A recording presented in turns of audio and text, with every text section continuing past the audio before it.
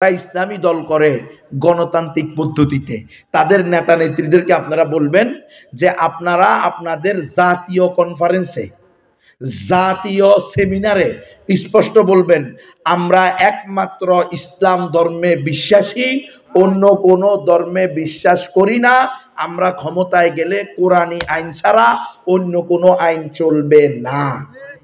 এ কথা আপনাদের দলীয় কিসের ভিতরে, সংবিধানের ভিতরেও লিখবেন, আর রাষ্ট্রীয়ভাবে আন্তর্জাতিক জাতীয় সেমিনারে ঘোষণা দিবেন।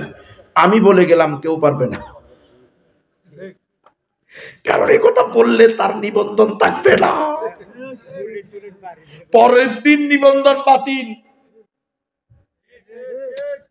গণতান্ত্রিক পদ্ধতিতে দল করবেন আর গণতন্ত্রের সংবিধানের অ্যাবাউট করবেন, দিস ইজ ইম্পসিবল। এই জন্য তারা পারে না। তাদেরকে যখন জিজ্ঞেস করে আপনারা যদি ক্ষমতায় যান, ইসলামী দলের নেতারা জিজ্ঞেস করতেছে প্রধানের, আপনারা যদি ক্ষমতায় যান তাহলে কি তালেবানদের ন্যায় দেশে কোরআনী শাসন প্রতিষ্ঠা করবেন? আপনারা বলেন তো উত্তর কি হবে?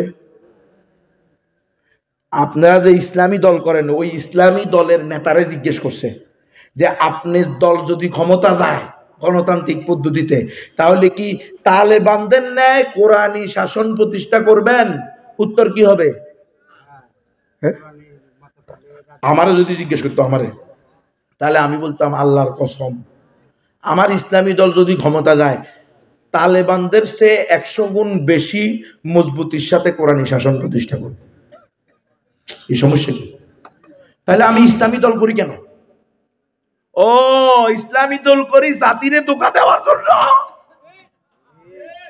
মুখে বলি ইসলাম চাই, আর ইহুদি খ্রিস্টানদের মিডিয়ায় গিয়ে দাঁড়াইয়া বলি দেখেন ইসলাম হইল শান্তির ধর্ম। ইসলামী দল ক্ষমতায় আসলে সকল ধর্মের লোকেরা শান্তিতে থাকবে। এটা কি উত্তর হয়েছে? এটা হচ্ছে জগা খিচুড়ি মার্কা উত্তর। কি মার্কারে? এটা পরিষ্কার হয় নাই, পরিষ্কার প্রশ্ন, পরিষ্কার উত্তর। আপনারা কি কোরআনী শাসন প্রতিষ্ঠা করবেন? অবশ্যই কোরআনী শাসন প্রতিষ্ঠা করব। এর জন্য তো ইসলামী দল করি, নাহলে তো আমরা আমাদের অসুবিধা কি? আওয়ামী লীগ করলে, বিএনপি করলে, জাতীয়বাদী করলে। তো আমরা আওয়ামী লীগ করি না, বিএনপি করি না, জাতীয়বাদী করি না, নাম দিছি ইসলামী দল, নিঃসন্দেহে কোরআন প্রতিষ্ঠা করব। হ্যাঁ, এখন আপনি হেকমতের টাকা দেয় হলুদ মিডিয়া, গুজব মিডিয়ার সাংবাদিকের থাপ্পড় লাগাইতে না পারেন, অন্তত একটা ধমক দিতে পারতেন। আজ বেটা গুজব মিডিয়ার তালা, তুই এখানে তালেবান তালেবান করস কর? এই দেশ হইল বাংলাদেশ, ঠিক নয় কি? তালেবানের যে একটা বিশেষ গোষ্ঠী, একটা জামাত, আমরা যাদেরকে চিনি মুজাহিদ ফি সাবিলিল্লাহ, আফগানিস্তানের মুজাহিদ না সন্ত্রাসী? মুজাহিদদেরকে সন্ত্রাসী বললে তুমি নাস্তিক, বেঈমান, মুরতাদ। লিইয়ুযহিরাহু আলা দ্বীনি কুল্লি, সকল দ্বীনের বাতিল ধর্মের উপরে এক ধর্ম কি হবে? বিজয়ী হবে। সেখানে জিহাদ আছে না নাই? তো আপনি জিহাদের কথা শুনলে এই আপনার মুখ ঢাকা হয়ে যায়, বাংলা পাস হয়ে যায়, গোবরের টুকরি হয়ে যায়। ঘটনাটা কি? জিহাদ আল্লাহ প্রদত্ত ফরজ বিধান। জিহাদকে সন্ত্রাসবাদ বললে, উগ্রবাদ বললে, ইহুদি খ্রিস্টানদের সরে সর মিলাইয়া, তালে তাল মিলাইয়া জিহাদকে জঙ্গিবাদ বললে আপনি মুরতাদ কাফের হয়ে যাবেন। সাবধান, জিহাদের আল্লাহ ফরজ করছে, আল জিহাদ মাযিন ইলা ইয়াউমিল কিয়ামা, কিয়ামত পর্যন্ত জিহাদ চলবে। আল্লাহ রাসূলকে আল্লাহ বলছে ইয়া আইয়ুহান নাবিয়্যু হাররিদিল মুমিনিনা আলাল কিতাল, আমার নবী মুমিনদেরকে ওয়াজ করবেন তো জিহাদের ওয়াজ করেন, কিতালের ওয়াজ করেন। আর আপনি জিহাদের কথা উম্মা হুজুর ইয়া জঙ্গি না। জঙ্গি মানে কি? জং মানে যুদ্ধ, জঙ্গি মানে যোদ্ধা। মুহাম্মদ সাল্লাল্লাহু আলাইহি ওয়াসাল্লাম নিজে ছিলেন জঙ্গি, আমরাও জঙ্গি। জঙ্গি মানে যোদ্ধা, যোদ্ধা। রাসূল সাল্লাল্লাহু আলাইহি ওয়াসাল্লাম যোদ্ধা ছিলেন কি ছিলেন না? আমনে না করলে কি হয়েছে? রাসূল তো কইছে আরা নবিয়ুল মালহামা, আমি যোদ্ধা নবী। কইছে কি কয় নাই? আমি যোদ্ধা নবী। বইস্তু বিসাইফ, আমাকে তরবারি সহ পাঠানো হয়েছে। বইস্তু বিতসবি, এটা কইছে কয় নাই? কইছে বইস্তু বিসাইফ, তরবারি সহ। তরবারি সহ পাঠা কিনলাই, তসবি কিনবেন নাই। তরবারি দিয়ে তো সব জায়গা মতো ধরা। রসুল বলছে আনা নবী ও সাইফ, আমি ওই তরবারিওয়ালা নবী। ওসে কি কয় নাই? তো আপনি জিহাদকে সন্ত্রাসবাদ বললে, উগ্রবাদ বললে, জঙ্গিবাদ বললে, মুজাহিদদেরকে জঙ্গি বললে, আপনি রসুলকেও গালি দিলেন। হ্যাঁ, যদি বলেন জং মানি যুদ্ধ, জঙ্গি মানি যোদ্ধা, এটা ফার্সি ভাষা। ফার্সিতে জং মানে কি? যুদ্ধ। কথা হয় না? হ্যাঁ, আর জঙ্গি মানি যোদ্ধা। আমাদের এই অঞ্চলে কি ছিল? ফার্সি ভাষা ছিল না এক সময়।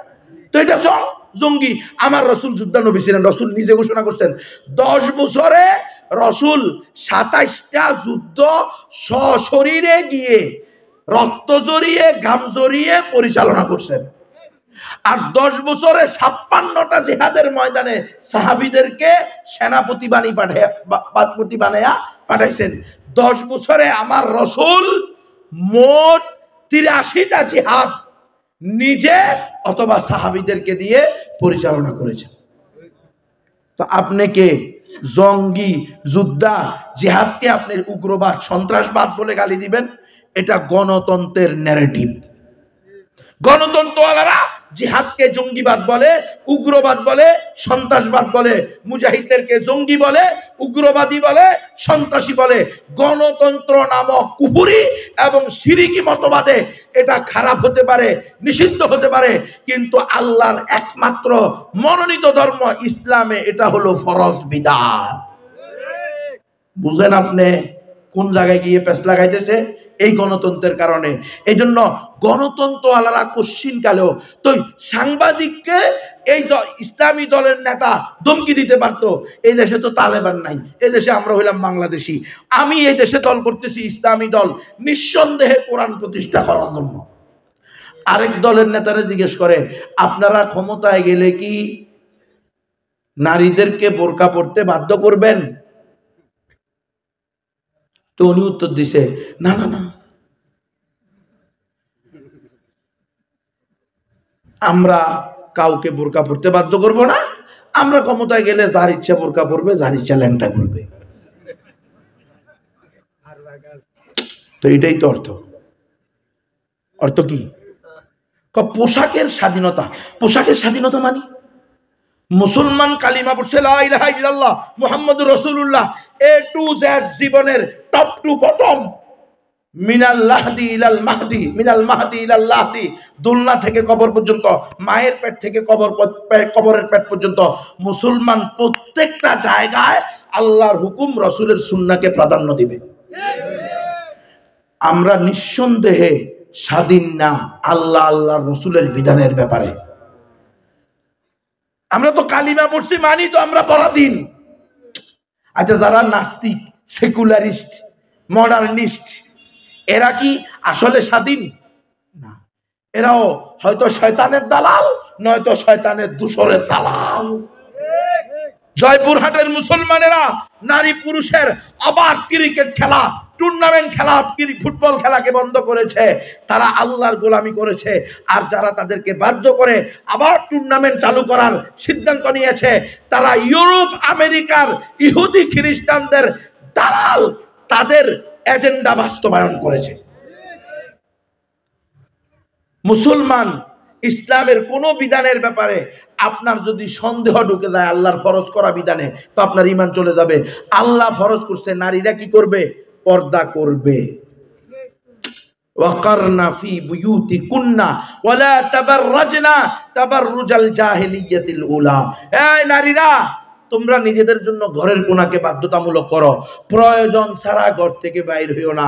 হ্যাঁ, প্রয়োজনে যদি বাইর হইতে হয়, মালা বুদ্দা মিনহু, বাহির না হইলেই না হয়, তাহলে ইউদনিনা আলাইহিন্না মিন জালাবিবিহিন্না, তারা তাদের শরীরের উপরে মাথা থেকে পা পর্যন্ত এমন একটা কাপড় ছেড়ে দিবে যাতে কোনো ইফটিজিংকারী ইফটিজিং করার আগে তার বিবেক তাকে বাধা দেয়।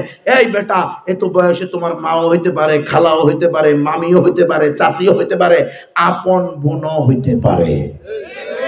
এরকম ডালা ডোলা বোরকা পরে যাবে। আর এখন এমন টাইট ফিট পরে যায়, কারো মন এমনি ল্যাংটা গেলেও কেউ তাকাইতো না, এখন বোরকা পরাতে আরো বেশি তাকায়। আছে না নাই? এরকম নষ্ট ভ্রষ্ট এই বোরকাকে বোরকা বলা হবে না, এটাকে উলঙ্গই বলা হবে। এই মুসলমান, ইসলামকেই বিজয় করার জন্য আল্লাহ আপনাকে আর আমাকে পাঠাইছে। তাহলে আমরা কিভাবে বলি যে আমরা যদি ক্ষমতায় যাই তাহলে নারীদেরকে স্বাধীনতা দিব? জিজ্ঞেস করতেছে আপনারা ক্ষমতায় গেলে নারীদেরকে বোরকা পড়তে বাধ্য করবেন কিনা? আল্লাহ বোরকা পড়তে বাধ্য করে নাই। বোরকা পড়তে মানে পর্দা করতে, এখানে মূলত হলো কি পর্দা। আমাদের দেশে সাধারণত মহিলারা পর্দা করে বোরকার মাধ্যমে, নাকি? এটাই তো স্বাভাবিক। তো এটা তাকে জিজ্ঞেস করছে মানে কি, সে পর্দা সম্পর্কে জিজ্ঞেস